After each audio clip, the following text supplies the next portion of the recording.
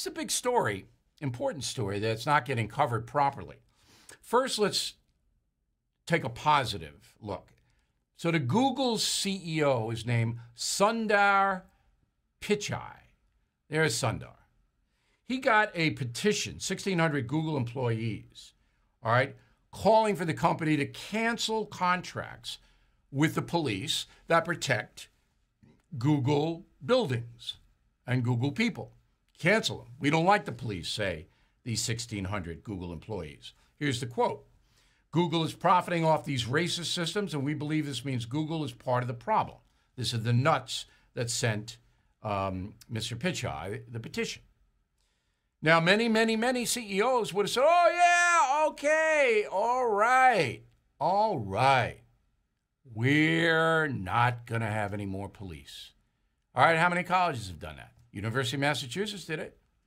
Okay? And I could give you 20 more. But not Mr. Pichai. He says, you know what? We're not canceling police contracts. Good for you. So the highlight of this tech hearing in the Judiciary Committee yesterday was Jim Jordan. Now, let me just put this into some kind of context. Jim Jordan is a very rabid Republican. He's conservative, but he's more of a Republican. Very strong Trump supporter. He's a guy that never wears a jacket, former wrestling coach, very confrontational. His soundbite yesterday was pretty darn interesting. A little tape. I'll just cut to the chase. Big tech's out to get conservatives. That's not a suspicion. That's not a hunch. That's a fact. July 20th, 2020, Google removes the homepages of Breitbart and the Daily Caller. Just last night, we learned Google has censored Breitbart so much traffic has declined 99%. June 16th, 2020, Google threatens to demonetize and ban the Federalist. April 19th, 2020, Google and YouTube announce a policy censoring the content that conflicts with recommendations of the World Health Organization. Now think about that. The World Health Organization, the organization that lied to us, the organization that shilled for China. And if you contradict something they say, they can say whatever they want. They can lie for China. They can shill for China.